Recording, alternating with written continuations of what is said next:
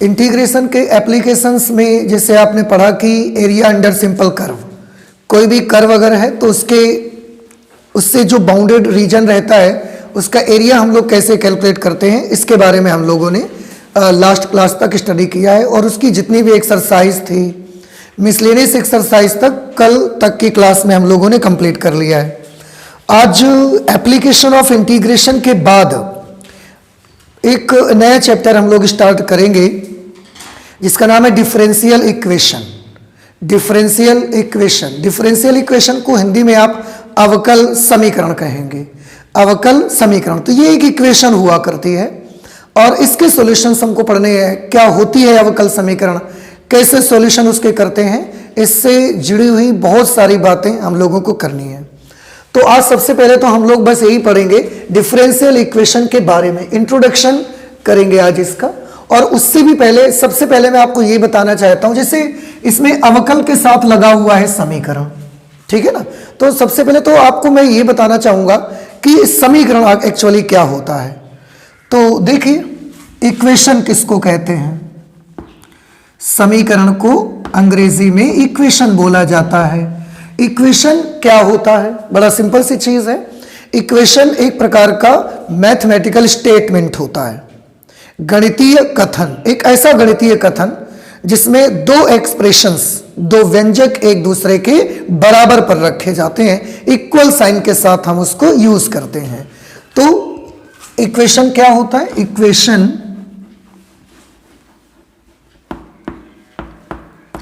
Equation is a mathematical statement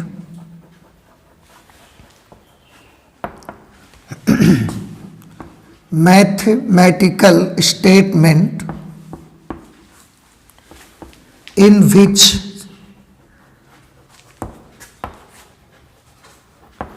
two expressions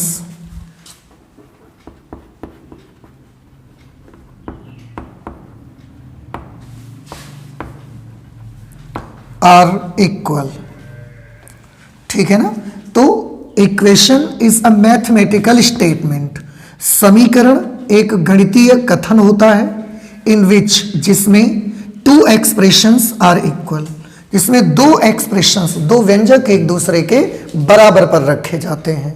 जैसे equation बहुत तरीके की आपने पढ़ी होगी, ऐसी इक्वेशन भी पढ़ी है। एग्जाम्पल की रूप में मैं आपको बताता हूं और आप जब देखेंगे तो आपको याद भी आते जाएगा। जैसे कोई भी इक्वेशन ले लेते हैं, हमने ले लिया 2x + 6 = 0, ये भी एक इक्वेशन है। आप देखें, ये एक मैथमेटिकल एक्सप्रेशन है, 0 भी एक मैथमेटिकल एक्सप्रेशन है। दोनों को हमने एक दूसरे के साथ इक्वल का निशान लगाकर लिखा हुआ है।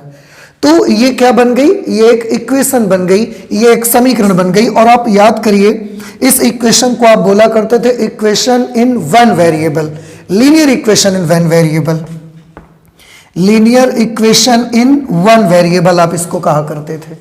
यानी कि एक चर वाला रैखिक समीकरण, याद है आपको।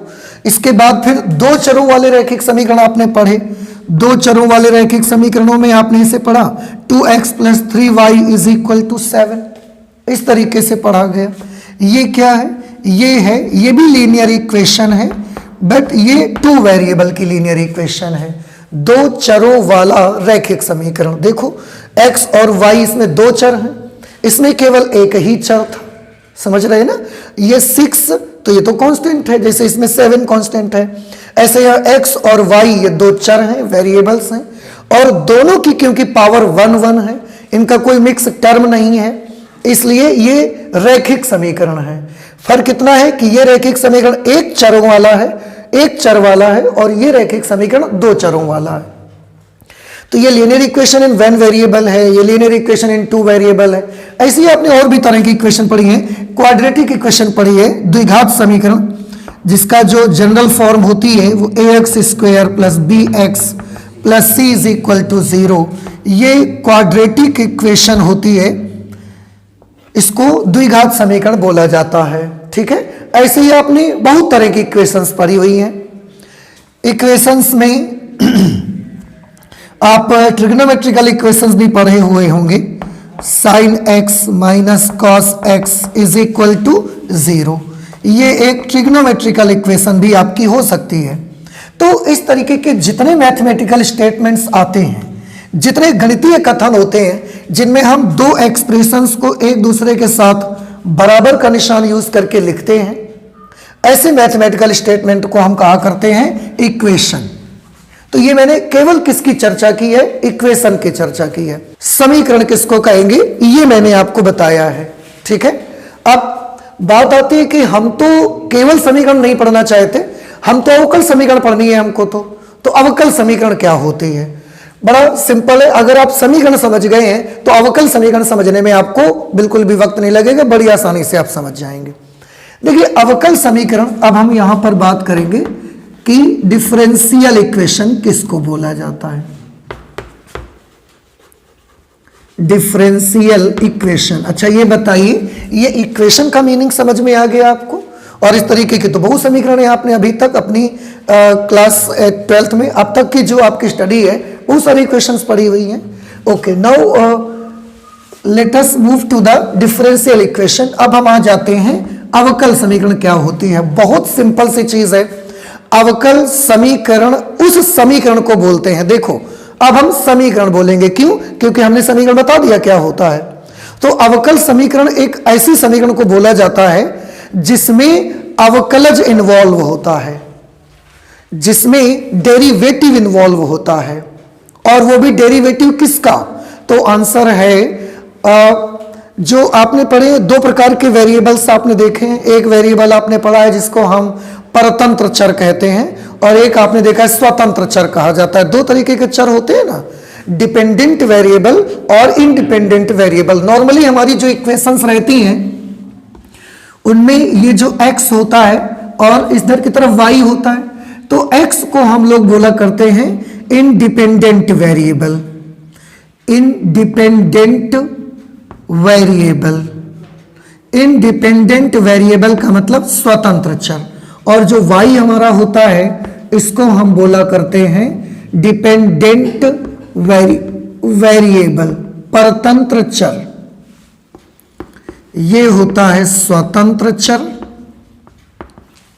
और डिपेंडेंट वेरिएबल इसको कहते हैं परतंत्र चर। ठीक है, ये स्वतंत्र चर और परतंत्र चर का क्या मतलब होता है? जो स्वतंत्र चर होता है इसकी वैल्यू स्वतंत्र रूप से अपने आप बदलेगी। ठीक है, इसकी वैल्यू का बदलना किसी पर डिपेंड नहीं करेगा, लेकिन इसकी वैल्यू का बदलना इस स्वतंत्र चर पर डिपेंड करेगा। जैसे बहुत सिंपल सी चीज है, मैं एज एग्जांपल आपको समझाऊं कि यहां से आपको कहीं तक जाना है, मान लिया यहां से आपको कम से कम एक ऐसा आपका टारगेट है जहां तक जाने की डिस्टेंस 10 किलोमीटर का है, 10 किलोमीटर का है। ठीक है, अब ये डिस्टेंस जो आप ट्रेवल करेंगे ये किस पर डिपेंड करेगी? आप देखिए, अगर आप स्पीड तेज चलते हैं, जैसे मान लीजिए आप बाइक से जा रहे हैं और आपने बाइक की स्पीड तेज चलाई, तो आपको वो डिस्टेंस जो होगी वो कम समय में आप ट्रेवल कर सकते हैं। और अगर आपने धीरे धीरे चलाई बाइक को, तो फिर आपको वहां तक पहुंचने में कैसा टाइम लगेगा? ज्यादा समय लग जाएगा। समझ रहे हैं ना? या इस तरीके से आप कोई भी चीज देखिए कि टाइम पर तो लगभग सारी चीजें डिपेंड करती हैं, समय पर तो लगभग अधिकतर चीजें निर्भर करती हैं। समय के साथ दुनिया में बहुत सारे बदलाव होते रहते हैं, इसलिए जो टाइम होता है ये हमारा एक इंडिपेंडेंट वेरिएबल, आप इसको समझ लीजिए। क्यों? क्योंकि टाइम का बदलना किसी पर निर्भर नहीं करता। समय तो इंडिपेंडेंटली अपने आप से बदलता है ना, समय पर बाकी चीजें निर्भर करती हैं। हम और आप टाइम पर डिपेंड करते हैं। तो इस तरीके से इंडिपेंडेंट वेरिएबल वो वेरिएबल होता है जो किसी दूसरे चर पर निर्भर नहीं करता, इंडिपेंडेंटली इसकी वैल्यू बदलती है। और परतंत्र चर वो चर होता है जो इंडिपेंडेंट वेरिएबल पर डिपेंड करता है, x के अकॉर्डिंग ही y की वैल्यू बदलेगी। तो ऐसी सिचुएशन पर x हमारा इंडिपेंडेंट वेरिएबल होगा और y हमारा डिपेंडेंट वेरिएबल होगा। अब फिर से हम आते हैं डिफरेंशियल इक्वेशन पर। डिफरेंशियल इक्वेशन में जैसा कि मैंने आपको बताया कि अवकल समीकरण ऐसी समीकरण को कहा जाता है जिसमें अवकलज शामिल हो। बड़ी सिंपल सी चीज है। एक ऐसा समीकरण जिसमें परतंत्र चर का स्वतंत्र चर के सापेक्ष अवकलज शामिल हो, इन्वॉल्व होना चाहिए। ऐसी इक्वेशन को हम बोलते हैं अवकल समीकरण। जैसे हम इसको लिख सकते हैं, differential equation is an equation in which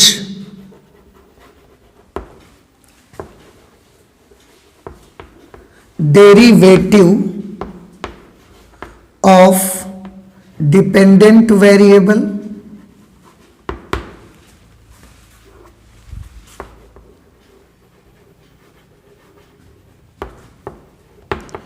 with respect to independent variable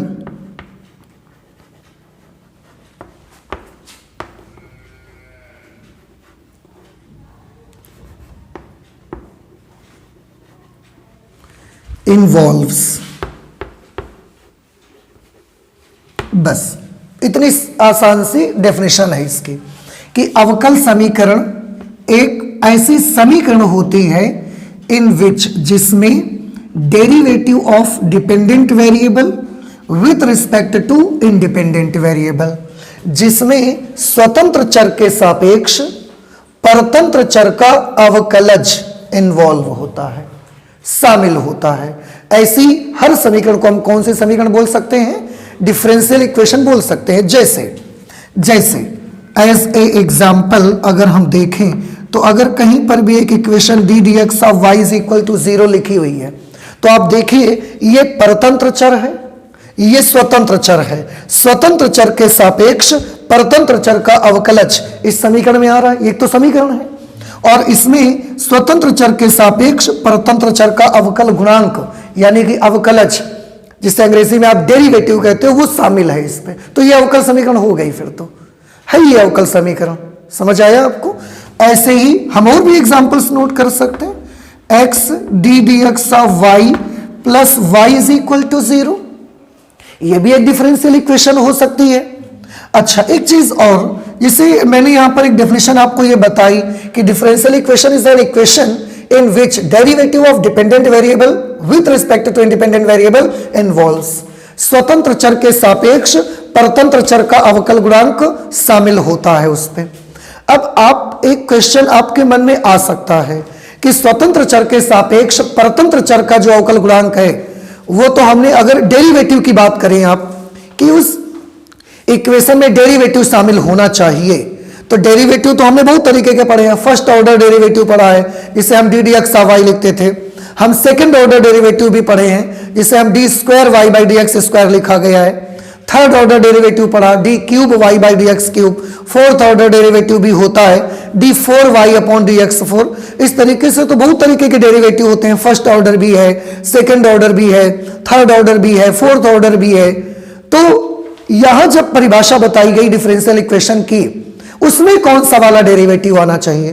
क्या फर्स्ट ऑर्डर डेरिवेटिव आना चाहिए या डिफरेंशियल इक्वेशन में केवल सेकंड ऑर्डर वाला डेरिवेटिव आएगा, थर्ड ऑर्डर वाला आएगा, फोर्थ ऑर्डर वाला आएगा? कौन से ऑर्डर वाला डेरिवेटिव आएगा?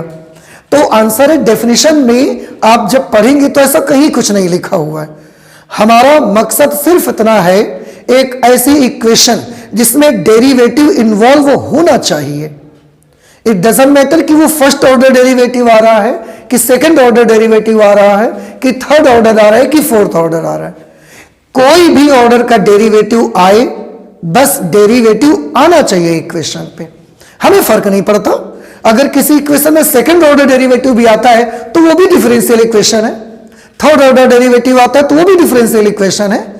डिफिनेशन में ऐसा कुछ जिक्र नहीं हुआ है कि कौन से ऑर्डर डेरिवेटिव के आने से वो इक्वेशन डिफरेंशियल इक्वेशन कही जाएगी, ऐसा कोई उसमें नहीं बताया गया है। इसलिए अगर कभी सेकंड ऑर्डर डेरिवेटिव भी आ जाता है, जैसे ऐसे लिख के आ जाए कभी X D square Y by D x square plus Y D D x of Y whole square is equal to 5, कुछ भी आ सकता है। तो ये भी क्या है? ये भी एक डिफरेंशियल इक्वेशन है। हालांकि इसमें सेकंड ऑर्डर डेरिवेटिव भी शामिल है, फर्स्ट ऑर्डर डेरिवेटिव भी शामिल है, लेकिन मैंने आपको बताया तो डिफरेंशियल इक्वेशन एक ऐसी इक्वेशन होती है जिसमें केवल डेरिवेटिव होना चाहिए। हमें फर्क नहीं पड़ता कि उसमें फर्स्ट ऑर्डर का डेरिवेटिव यूज हुआ है, सेकंड ऑर्डर का डेरिवेटिव यूज हुआ है, थर्ड ऑर्डर का डेरिवेटिव यूज हुआ है, इट डजंट मैटर, इससे कोई फर्क नहीं पड़ता हमको। बात समझ आ रही ना आपको? तो इस तरीके के जितनी भी इक्वेशंस हैं वो सब के सब इक्वेशंस कैसी इक्वेशन कही जाएंगी? सब डिफरेंशियल इक्वेशन कही जाएंगी। बहुत तरह की डिफरेंशियल इक्वेशन हो सकती है। कुछ एग्जांपल्स में और आपको दिखा सकता हूं डिफरेंशियल इक्वेशन के, जैसे और कहीं से भी ले लीजिए आप डिफरेंशियल इक्वेशन का। जैसे हमने ले लिया D D x of Y whole square plus sine D D x of Y is equal to 0, ऐसा भी हो सकता है। यह भी डिफरेंशियल इक्वेशन है। क्यों डिफरेंशियल इक्वेशन है? क्योंकि पहली बात तो यह एक इक्वेशन है और इस इक्वेशन में डेरिवेटिव शामिल है, इसलिए भी ये क्या है? एक डिफरेंशियल इक्वेशन है। समझ आ रहे हैं ना आपको? तो differential equation, and now I hope कि डिफरेंशियल इक्वेशन कहते किसको है अब तो आपको समझ में आ गया होगा। तो हमने क्या क्या बात की अभी तक? फिलहाल एक पहली तो चर्चा की कि इक्वेशन किसको बोलेंगे, और जब आप इक्वेशन समझ गए उसके बाद हमने बताया कि डिफरेंशियल इक्वेशन क्या होगी। तो डिफरेंशियल इक्वेशन क्या होती है बताइए? अवकल समीकरण एक ऐसी समीकरण होती है जिसमें स्वतंत्र चर के सापेक्ष परतंत्र चर का अवकल गुणांक शामिल होता है। स्वतंत्र चर के सापेक्ष परतंत्र चर का अवकल गुणांक शामिल होता है। अब प्रथम अवकलज होता है कि द्वितीय अवकलज होता है या तृतीय होगा कि चतुर्थ होगा, इससे हमें कोई फर्क नहीं पड़ता। किसी भी कोटि का अवकलज शामिल हो सकता है, बस अगर स्वतंत्र चर के सापेक्ष परतंत्र चर का अवकलज उसमें शामिल है तो हम उस इक्वेशन को क्या बोल देंगे? अवकल समीकरण हम उसको बोलेंगे। So this is the recognition of differential equation. ये पहचान है एक अवकल समीकरण की, ठीक है ना? आप इसे नोट कर लीजिए। अवकल समीकरण के बारे में और भी चीजें देखते हैं। अवकल समीकरण कितने तरह की होगी इसको हम लोग थोड़ा सा देखेंगे। नोट करिए जल्दी से इसको। नेक्स्ट जो चीज हम पढ़ना चाहते हैं डिफरेंशियल इक्वेशन में वो होगी types of differential equations. Mainly जो अवकल समीकरण हमारी होती है वो मुख्य रूप से कितने प्रकार की होती हैं, तो मैं आपको बताता हूं कि मेनली जो हमारी डिफरेंशियल इक्वेशन होती है वो दो तरह की बेटा होती है। एक डिफरेंशियल इक्वेशन को हम बोलते हैं ordinary differential equation, ordinary differential equation. Differential equation को हम डीई लिख दिया करेंगे। और एक जो दूसरे टाइप की डिफरेंशियल इक्वेशन होती है उसको हम बोलते हैं पार्शियल डिफरेंशियल इक्वेशन, ठीक है? Partial differential equation. और एक होती है ऑर्डिनरी डिफरेंशियल इक्वेशन। इसको आप चाहें तो हिंदी में बोल सकते हैं साधारण अवकल समीकरण, अवकल समीकरण। और इसको आप बोल सकते हैं आंशिक अवकल समीकरण, आंशिक अवकल समीकरण। तो अगर आप डिफरेंशियल इक्वेशन को क्लासिफाई करेंगे, उसको कैटेगराइज करना चाहेंगे, तो you will get two types of differential equation. First one is ordinary differential equation and the second one is partial differential equation, साधारण अवकल समीकरण। और दूसरी हमारी आएगी आंशिक अवकल समीकरण। क्या डिफरेंस है इन दोनों में? देखिए मैं आपको बताता हूं। जो ऑर्डिनरी डिफरेंशियल इक्वेशन होती है, ऑर्डिनरी डिफरेंशियल इक्वेशन, इसमें जो भी फलन होगा, जो भी अवकल समीकरण होगी, पूरी की पूरी अवकल समीकरण में केवल एक चर के सापेक्ष अवकलज शामिल होगा, केवल एक चर के सापेक्ष अवकलज शामिल होगा। ये आपको याद रखना है। मैं सिंपली लिख देता हूं, इसमें केवल एक चर के सापेक्ष अवकलज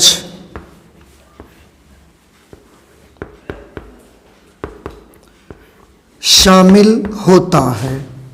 कहने का मतलब यूं कि पूरे इक्वेशन में अगर हमने x के सापेक्ष अवकलन किया है या x के रिस्पेक्ट में डेरिवेटिव हमने निकाला है, तो तो फिर उस पूरी अवकल समीकरण में x के सापेक्ष वाला ही डेरिवेटिव शामिल होगा, y के सापेक्ष वाला नहीं होगा, z के सापेक्ष वाला नहीं होगा, ऐसा नहीं हो सकता। पूरी की पूरी डिफरेंशियल इक्वेशन में केवल एक वेरिएबल के रिस्पेक्ट में ही डेरिवेटिव बनेगा जो वही उसमें इन्वॉल्व होगा। जैसे अभी मैंने जितने एग्जांपल बताए थे आपको, वो सब ऑर्डिनरी डिफरेंशियल इक्वेशन के एग्जांपल थे आपके। जैसे मैं फिर से लिख दूं, यहां पर मैंने लिखा 2d² y/dx² plus y/d/dx of y is equal to 3, हमने ये लिख दिया। अब आप देखो बेटा, यहां कितनी जगह डेरिवेटिव शामिल है, 2 जगह डेरिवेटिव आया है। एक जगह पर सेकंड ऑर्डर डेरिवेटिव आया है, एक जगह पर फर्स्ट ऑर्डर डेरिवेटिव आया है। तो डेरिवेटिव पूरी इक्वेशन में कितनी जगह आया, 2 जगह पर। उसमें भी एक आया सेकंड ऑर्डर डेरिवेटिव, एक आया फर्स्ट ऑर्डर डेरिवेटिव। पर दोनों डेरिवेटिव में देखिए तो डिफरेंशिएशन x के रिस्पेक्ट में ही किया गया है। हुआ y का है वो एक अलग चीज है, पर हर जगह पर डिफरेंशिएशन किसके सापेक्ष किया गया है, x के सापेक्ष ही अवकलज उसमें शामिल है। समझ रहे हैं ना आप। और भी जैसे एग्जांपल्स आप नोट कर सकते हैं, यहां पर मैं लिख सकता हूं एग्जांपल को। जैसे मैंने लिख दिया कि d³ y/dx³ plus x d² y/dx² whole square plus y is equal to 0, ऐसी कोई इक्वेशन आ जाती है। अब पहले ये बताओ ये इक्वेशन है कि नहीं है। आंसर है, क्योंकि इसमें 2 एक्सप्रेशंस इक्वल साइन के साथ रिलेट किए गए हैं एक दूसरे से, ठीक है ना। अच्छा, दूसरी चीज ये डिफरेंशियल इक्वेशन है कि नहीं है। कैसे मालूम कि डिफरेंशियल इक्वेशन है, क्योंकि इस इक्वेशन में डेरिवेटिव शामिल है, ठीक है ना। अच्छा, अगर ये डेरिवेटिव शामिल है और ये डिफरेंशियल इक्वेशन है, तो ये ऑर्डिनरी डिफरेंशियल इक्वेशन है या पार्शियल डिफरेंशियल इक्वेशन है। तो आंसर ये ऑर्डिनरी डिफरेंशियल इक्वेशन है। क्यों? क्योंकि इसमें थर्ड ऑर्डर डेरिवेटिव भी है, सेकंड ऑर्डर डेरिवेटिव भी है, पर जितने भी डेरिवेटिव्स हैं, हर डेरिवेटिव में अवकलज केवल x के सापेक्ष ही हुआ है, अवकलज केवल x के सापेक्ष ही शामिल है। तो ऐसी इक्वेशन को हम बोलते हैं ऑर्डिनरी डिफरेंशियल इक्वेशन। चाहे 10 जगह डेरिवेटिव आ जाए, पर हर जगह एक सिंगल वेरिएबल के साथ ही उसका अवकलज वहां पर इन्वॉल्व रहना चाहिए। अब जैसे आंशिक अवकल समीकरण आप यहां पर लिखा हुआ है, तो इसमें हम क्या बोल सकते हैं कि इसमें लिखा था, इसमें केवल एक चर के सापेक्ष अवकलज शामिल होता है।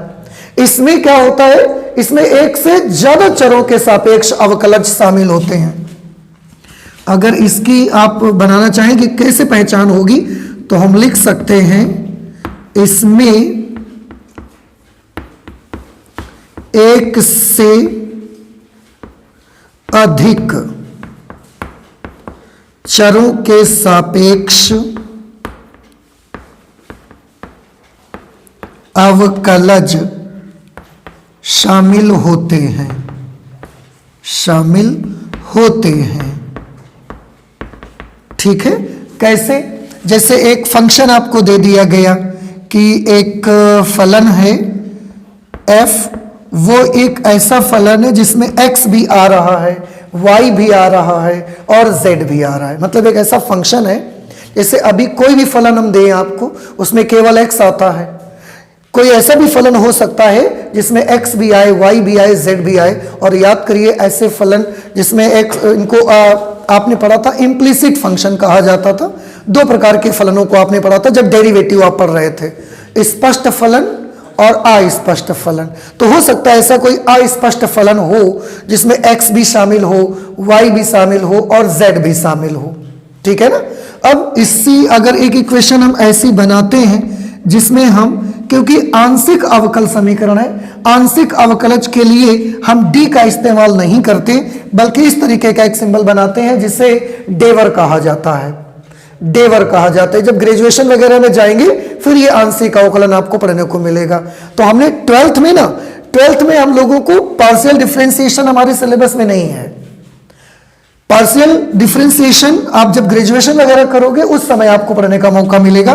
तो यहां पर हम ऐसा कर सकते हैं, डेवर स्क्वायर f अपॉन डेवर x स्क्वायर प्लस डेवर स्क्वायर f अपॉन डेवर वाई स्क्वायर प्लस डेवर स्क्वायर एफ अपॉन डेवर Z square is equal to 0। अब देखो इस समीकरण को देखो बेटा, इसमें फलन हर बार एफ ही है, देख रहे हैं, और इसमें 3 जगह डेरिवेटिव भी आया है। यहां पर ये तीनों सेकंड ऑर्डर डेरिवेटिव हैं। दूसरी चीज ये कि यहां पर जो डिफरेंशिएशन हुआ है वो x के रिस्पेक्ट में हुआ है, यहां y के रिस्पेक्ट में है और यहां z के रिस्पेक्ट में है। आप देख रहे हैं एक ही समीकरण है और एक ही समीकरण में तीन चरों के सापेक्ष अवकल गुणांक शामिल है, तीन चरों के सापेक्ष अवकलज इन्वॉल्व है इसमें, आप देख लीजिए। तो इस प्रकार की जो इक्वेशन होगी, जो डिफरेंशियल इक्वेशन होगी, उसको हम बोला करेंगे पार्शियल डिफरेंशियल इक्वेशन। नहीं समझ में आया? अच्छा बताइए, पहचान करके बताइए कि ये कौन सी इक्वेशन है। बताइए ये ऑर्डिनरी डिफरेंशियल इक्वेशन है या ये पार्शियल डिफरेंशियल इक्वेशन है? ये पार्शियल डिफरेंशियल इक्वेशन है, बिल्कुल सही। क्यों? क्योंकि इसमें 2 जगह डेरिवेटिव आया है, एक जगह x के रिस्पेक्ट में है और एक जगह t के रिस्पेक्ट में डेरिवेटिव आया है, इसलिए ये एक पार्शियल डिफरेंशियल इक्वेशन के अंतर्गत आएगी। नाउ आई होप कि डिफरेंशियल इक्वेशन मेनली जो 2 तरह की होती हैं, ऑर्डिनरी डिफरेंशियल इक्वेशन और पार्शियल डिफरेंशियल इक्वेशन, आपको समझ में आ गया दोनों का मतलब अलग अलग, ठीक है ना? ओके, अब हम अगली चीज पर चलते हैं, नोटेशंस ऑफ डिफरेंशियल इक्वेशंस।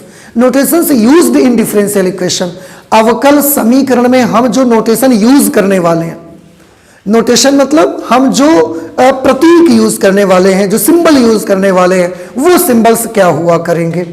थोड़ा आप ध्यान से देखिए, आपने शायद याद होगा फर्स्ट ऑर्डर डेरिवेटिव को आप कैसे लिखते हो, ऐसे लिखते हो फर्स्ट ऑर्डर डेरिवेटिव को, और हम चाहें तो इसे हम ऐसे भी तो लिख सकते हैं, y डैश लिखा करते थे, याद आ रहे ना आपको? ऐसे ही सेकेंड ऑर्डर डेरिवेटिव होता है D square Y upon D square, इसको क्या लिखा करते हैं? y डबल डैश लिख सकते हैं। Similarly third order derivative D cube Y upon D x cube can be written as y triple dash लिखा जा सकता है। समझ आ रहे हैं ना आपको? इस तरीके से हम अपनी डिफरेंशियल इक्वेशन में सिंबल यूज करेंगे, लेकिन इस सिंबल में भी हमको प्रॉब्लम होता है। क्या प्रॉब्लम होता है? बाय चांस फर्स्ट ऑर्डर है, सेकंड ऑर्डर है, थर्ड ऑर्डर डेरिवेटिव है, तब तक तो आपने डैश वगैरह लगा लिए, लेकिन आप सोचिए थोड़ा सा, यहां पर ऐसा आ गया d10y अपॉन dx 10, फिर आपको क्या करना पड़ेगा? y 1 2 3 4 5 6 7 8 9 10 इतने सारे डैशेस लगाने पड़ेंगे, तो ये हमारे लिए थोड़ी सी प्रॉब्लम क्रिएट होना शुरू हो जाती है। तो ऐसी सिचुएशन के लिए ना हमने एक सिंबल और बढ़िया बनाया कि जब कभी 3 या 3 से ज्यादा अगर होने लगे, 3 से ज्यादा में भी अगर आप चाहें तो डैश लगाइए, रोक नहीं है, मना नहीं है डैश लगाने के लिए, लेकिन आपको खुद काफी अजीब लगने लगेगा ऐसा करने से। इसलिए जब आपको लगने लगे कि 3 या 3 से ज्यादा ऑर्डर का डेरिवेटिव हमको यूज करना पड़ रहा है, तो उस सिचुएशन पर फिर D D x of Y के लिए वाई डैश नहीं, आप y1 यूज करना शुरू कर दीजिए। D square Y by D x square के लिए वाई डबल डैश नहीं, y2 आप यूज कर सकते हैं। आप y ट्रिपल डैश नहीं, y3 यूज कर सकते हैं। इसके लिए आप y10 डैशेस नहीं, y10 सिर्फ यूज कर लीजिए। तो अगर कोई डिफरेंशियल इक्वेशन हमारी आती है, उसमें हम डैश वाले सिंबल भी यूज कर सकते हैं। डैश वाले सिंबल को यूज करना मना नहीं है, ठीक है, पर जब ज्यादा डैशेस हो जाते हैं तो हमें लिखने में प्रॉब्लम होने लगता है। इस वजह से हम उस प्रॉब्लम को खत्म करने के लिए हम उतने डैशेस नहीं बनाते हैं, हम 1 2 3 4 5 ऐसा लिख दिया करते हैं, ठीक है ना। अब थोड़ा सा ध्यान से देखिएगा, मैं आपको इसका एग्जाम्पल दिखाता हूं लिख के। कोई भी डिफरेंशियल इक्वेशन जैसे मैंने लिया, एक डिफरेंशियल इक्वेशन मैंने ले लिया जैसे D D x of Y is equal to E to the power X. बताइए ये डिफरेंशियल इक्वेशन है कि नहीं है? कैसे मालूम आपको? क्योंकि इसमें स्वतंत्र चर के सापेक्ष परतंत्र चर का अवकलज शामिल है। इसलिए ये अवकल समीकरण है। अब इस अवकल समीकरण को हम चाहें तो ऐसे भी लिख सकते हैं, y dash is equal to e to the power x। और अगर ऐसा लिखा हो तो आप समझ जाइएगा कि y डैश का मतलब क्या है यहां पर, ठीक है। जैसे कोई और अवकल समीकरण लिख दी गई, एक डिफरेंशियल इक्वेशन लिखी गई, d cube Y upon D x cube plus 2d square y by D x square whole square minus d D x of Y plus Y is equal to 0। ऐसे इसको आप कैसे सिंबल्स में लिख सकते हो बताइए। जहां d cube Y by D x cube है उसको क्या लिख सकते हैं हम, y triple dash plus 2d square Y by D x square को क्या लिखा जा सकता है, वाई डबल डैश और उसका square minus d D x of y को क्या लिख सकते हैं, y dash plus Y is equal to 0। तो अगर डिफरेंशियल इक्वेशन हम चाहें तो ऐसे भी डिनोट कर सकते हैं और हम चाहें तो ऐसे भी उसको हम लिख सकते हैं। तो इनमें से किसी भी फॉर्म में अगर लिख के आ जाती है तो उस वक्त आपको समझ में आ जाना चाहिए कि इसका मीनिंग क्या है। आ जाया करेगा आप समझ में, कोई प्रॉब्लम तो नहीं है आपको। तो इस तरीके से हम डिफरेंशियल इक्वेशंस के लिए सिंबल्स का इस्तेमाल करेंगे।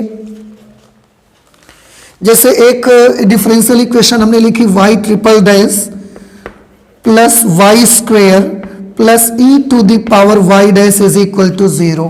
बताइए इसको आप समझ जाएंगे ना समझ पाएंगे, समझ जाएंगे। बताइए d D x of y में लिखेंगे तो कैसे लिखा जाएगा, हाँ इसको लिखेंगे d3y अपॉन dx3 प्लस y square plus e to the power y dash आ गया, इसका मतलब d D x of Y is equal to 0। ये इसका मीनिंग है, ठीक है ना।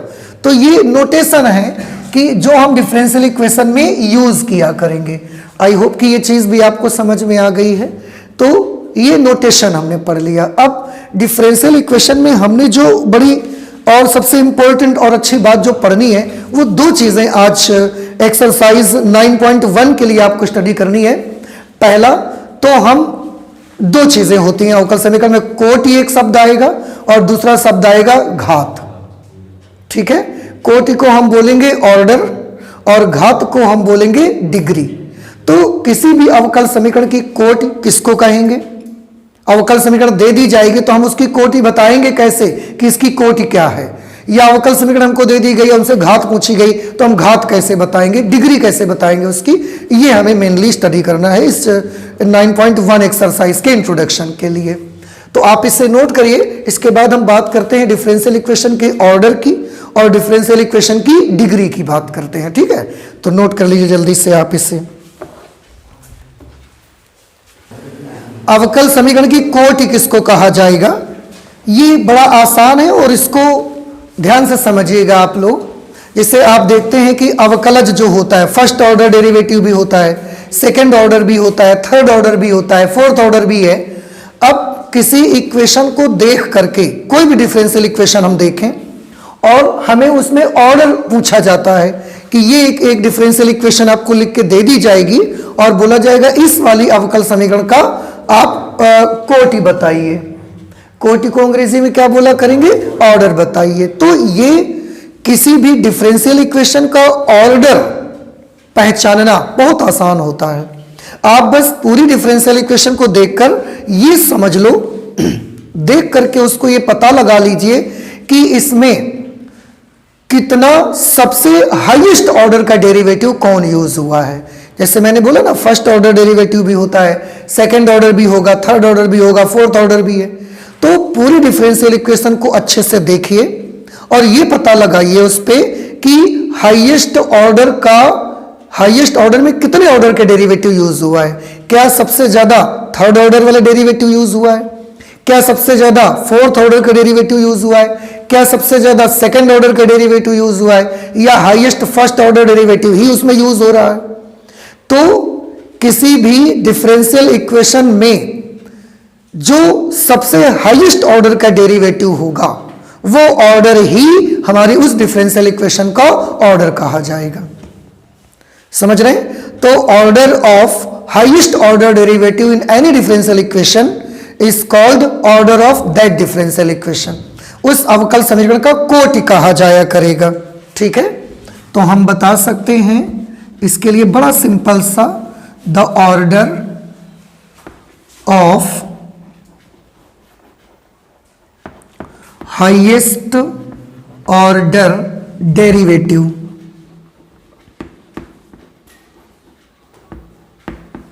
the order of highest order derivative in any differential equation is called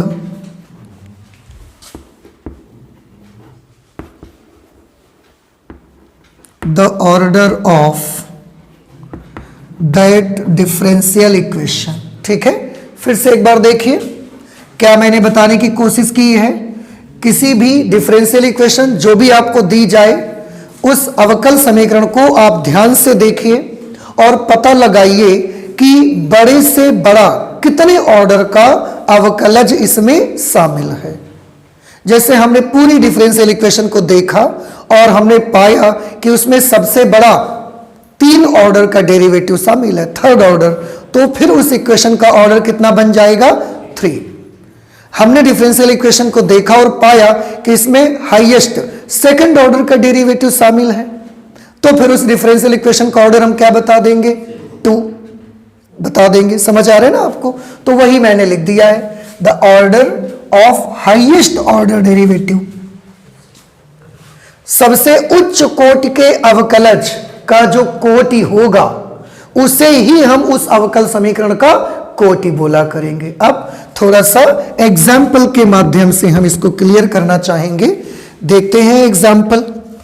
जैसे एग्जाम्पल यहां बुक से हम ले रहे हैं, लिखा है d D x of Y plus e to the power x is equal to 0। दूसरी इक्वेशन है d square y upon D x square plus Y is equal to 0।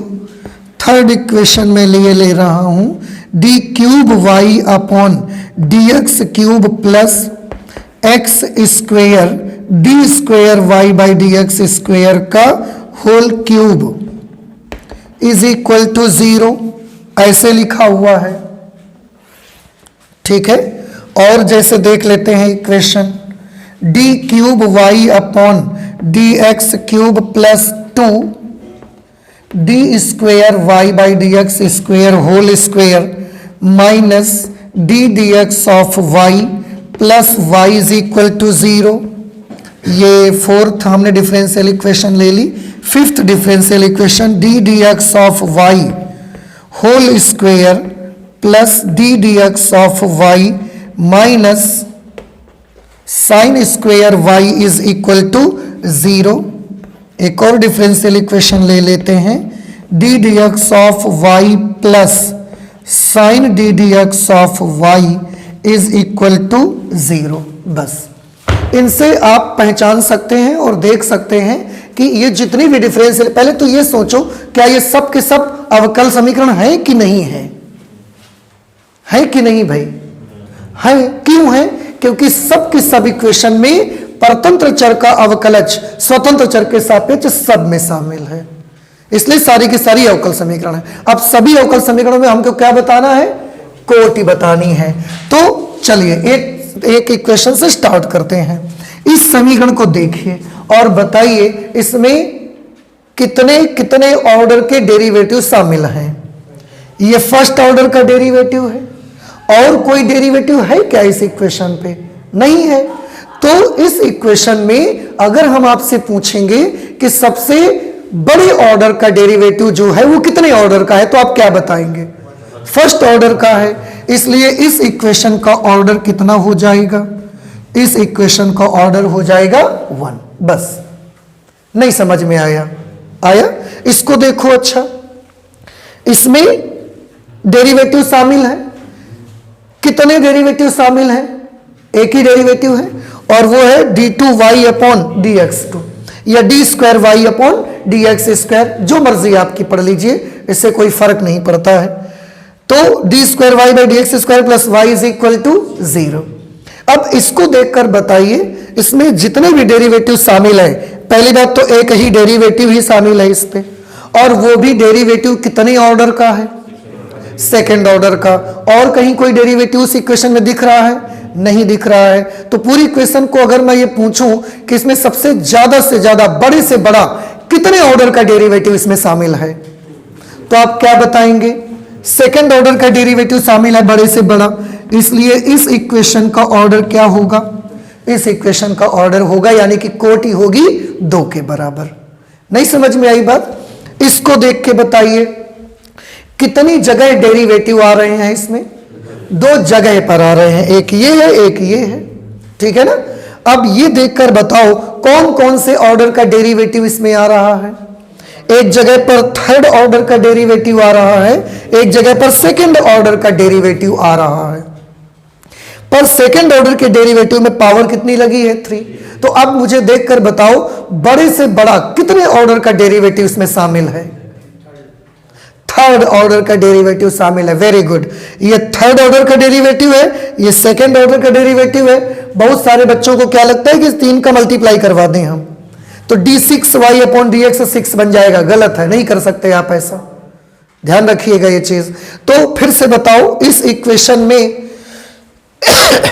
बड़े से बड़ा कितने ऑर्डर का डेरिवेटिव शामिल है, इस पे आंसर है थर्ड ऑर्डर का डेरिवेटिव शामिल है, इसलिए इस इक्वेशन का ऑर्डर क्या होगा, 3 होगा इस इक्वेशन का ऑर्डर। इस पे पावर कितनी लगी है, बड़ी पावर है छोटी पावर है, इससे हमें कोई मतलब नहीं है। कब, जब हम कोटि बता रहे हैं। समझ रहे हैं आप?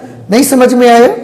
अच्छा, 4th नंबर में देखिए, इसमें देखकर बताइए कितनी जगह डेरिवेटिव दिख रहा है आपको, 3 जगह। ये थर्ड ऑर्डर है, ये सेकंड ऑर्डर है, ये फर्स्ट ऑर्डर है। 3 जगह डेरिवेटिव है और 3 अलग अलग ऑर्डर के डेरिवेटिव हैं।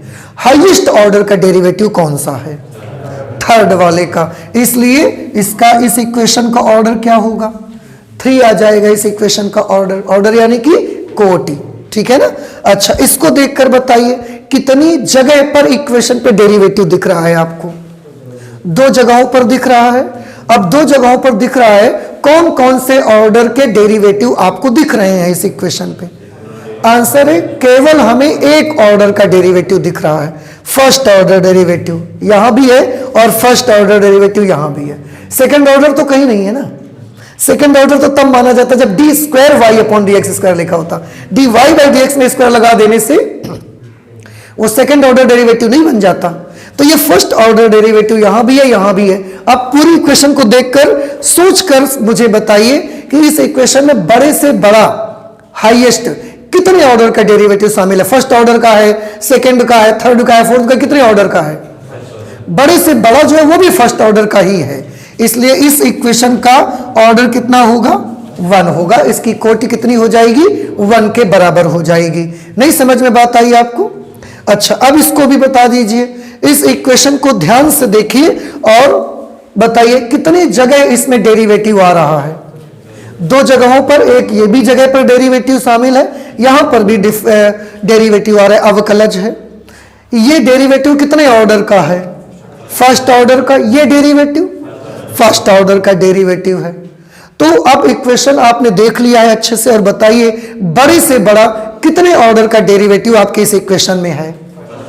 आंसर है बड़े से बड़ा फर्स्ट ऑर्डर का डेरिवेटिव हमारी इस इक्वेशन में शामिल है, इसलिए इस इक्वेशन का ऑर्डर क्या होगा, इस इक्वेशन का ऑर्डर कितना होगा, 2 के बराबर होगा।